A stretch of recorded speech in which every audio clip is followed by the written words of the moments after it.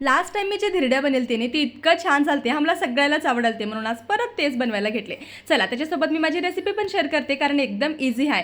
आता ह्याच वाटीनं 1.5 वाटी ज्वारीचं पीठ, 1 वाटी गव्हाचं पीठ, त्याच्यामध्ये एकदम बारीक कुटलेला कांदा आणि जिरा सोबतच नमक. आता त्याला अर्धा तासासाठी छान सेट व्हायला ठेवायचं, म्हणजे पाणी घालून जसं आपण डोशाचं बेटर बनवतो ना त्याच टाईपमध्ये. आता ते सेट होतं तर ह्यांच्यासाठी मी तर बनाना शेक बनवली. आता हे तर मला काय पिवा वाटणार, पण मला पण भूक लागल ती, आणि मी कित्येक रील्समध्ये बघत आले की चपाती चहा ते एकदम छान लागते, म्हणून बघू आज आम्ही पण ट्राय करत. म्हणून रात्रीची शिळी चपाती होती, त्याला छान गरम करून टेस्ट केले तर खरंच छान लागलं होतं.